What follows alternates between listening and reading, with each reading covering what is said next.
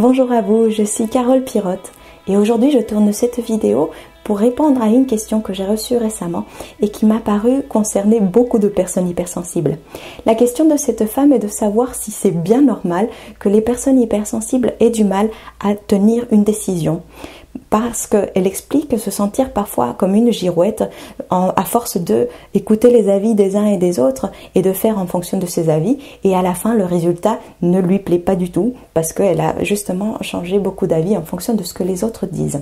Alors effectivement, c'est quelque chose qui est assez fréquent chez les personnes hypersensibles. Alors ça peut arriver à tout le monde de ne pas avoir forcément les réponses à ses propres questions et demander l'avis à droite à gauche, ce qui peut parfois apporter des éclaircissements. Mais lorsque on écoute trop ce que les autres disent, et parfois on arrive à ne plus savoir ce qui est juste pour soi et à se perdre dans ces décisions, dans ces avis que les uns et les autres peuvent nous apporter. Alors comment se fait-il que nous nous retrouvions justement en tant que personnes hypersensibles à écouter tout le temps l'avis des uns et des autres et du coup à changer d'avis et à ne pas pouvoir rester sur une décision? Et bien fréquemment, l'origine de tout cela remonte à l'enfance. Lorsque nous sommes petits, notre besoin primordial est d'être accepté et aimé, reconnu par notre famille, par les êtres qui sont les plus proches.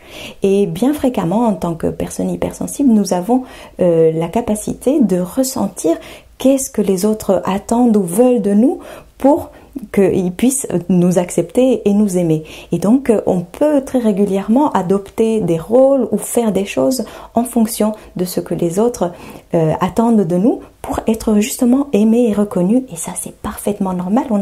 On a besoin de l'amour et de l'acceptation des autres pour grandir et pour survivre.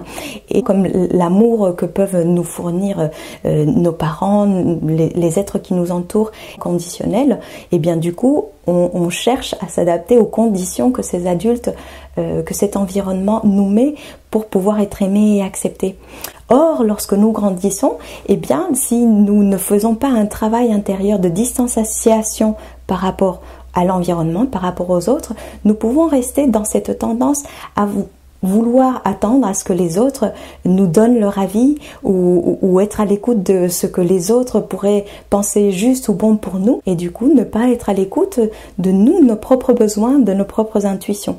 Et donc on peut parfois aller dans le monde et à chaque fois qu'une question se pose, une décision est à prendre, on peut se référer à tout l'environnement pour chercher justement des réponses parce qu'on a été habitué à fonctionner comme ça, à attendre à ce que les autres puissent décider à notre place parce qu'on a compris que lorsque les autres décident à notre place, ils sont contents. Et donc on répond à ce schéma en leur remettant notre pouvoir de décision. Donc c'est assez normal de se retrouver dans ce type de situation.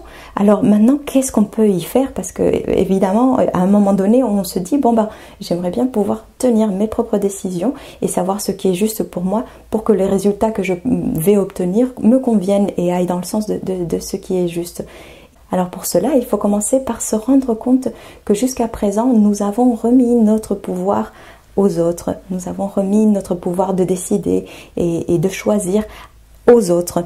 Et donc, il faut dans un premier temps réaliser cela pour pouvoir se réapproprier la capacité de choisir pour soi-même.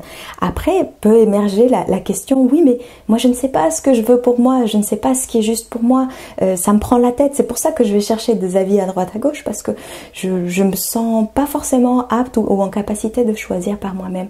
Alors ça aussi, ça peut être tout à fait normal si on ne sait pas exercer à écouter la voix de son cœur, son intuition, à utiliser son propre discernement, qui sont tous des éléments nécessaires pour pouvoir des décisions justes pour soi. Donc ce que je vous conseille de faire à ce moment-là, c'est que lorsque vous avez une décision à prendre, quelque chose à choisir pour vous, dans la mesure du possible, essayez de ne pas réagir tout de suite parce que peut-être que le mécanisme qui va se mettre en place tout de suite, ça va être d'aller chercher de l'aide, du secours, des avis, des opinions à droite à gauche. Peut-être juste mettez un temps d'arrêt et dites « Ok, là j'ai un choix à faire, j'ai une décision à prendre, je ne vais pas courir vers les autres pour essayer de trouver une réponse. Je vais juste rester avec cette question, parce que souvent ça se présente sous la forme d'une question. Si c'est un choix à faire, une décision à prendre, est-ce que je dois faire ceci, est-ce que je ne dois pas faire cela, est-ce que plutôt je peux faire ci ou je peux faire ça? Et ce que je vous conseille de faire, c'est de gardez la question en toile de fond. C'est-à-dire, c'est comme si vous la posiez à vous-même, vous la posez à la vie, vous la posez à votre intuition, vous pouvez mettre le mot que vous voulez, mais juste, vous vous posez la question à vous-même, vous vous dites, ok, est-ce qu'il est préférable que je fasse ce choix-là? Ou dois-je plutôt faire ceci? Et à ce moment-là, vous laissez la question en toile de fond. En toile de fond, c'est-à-dire que vous n'êtes pas en train de vous remémorer la question à chaque fois, mais c'est comme si vous l'avez posée à un endroit à l'intérieur de vous et vous laissez que ça repose tranquillement. Et vous ne cherchez pas la réponse. Vous ne cherchez pas avec votre mental à trouver la réponse, tatati tatata. Vous laissez que la réponse vienne à vous. Je sais que si ça peut sembler un peu bizarre si on n'a jamais fait l'exercice, mais vraiment je vous invite à le tester parce que c'est une expérience incroyable que de vivre ça, c'est-à-dire de juste se poser la question à son intériorité, dire ok, quelle est la décision à prendre dans cette situation? Et puis vous laissez faire la vie, vous laissez faire votre inconscient, vous laissez faire et vous allez voir qu'à un moment donné, lorsque vous vous y attendez le moins, lorsque vous cherchez le moins la réponse, soudain, celle-ci va venir à vous comme une fleur, en fait. Pam! Ah, mais c'est ça qu'il faudrait que je fasse.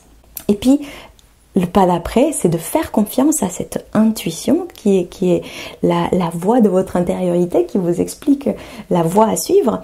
Donc, le pas d'après, c'est de dire, ok, je fais confiance, je vais tester ça, et je vais y aller, je vais tester cette décision-là. Après, c'est effectivement un autre exercice que de mettre ça à l'œuvre et d'expérimenter, aller jusqu'au bout de cette expérimentation pour ne pas rechanger d'avis. Mais si vous vous y tenez à cette réponse que vous avez obtenue et que vous la gardez pour vous-même, vous essayez de ne pas forcément la soumettre encore de nouveau à votre environnement qui va donner toujours son avis parce qu'on adore donner notre avis surtout. Donc essayez de juste garder cette réponse qui a émergé et de l'implémenter, de la mettre en action selon évidemment ce que vous aurez ressenti comme réponse.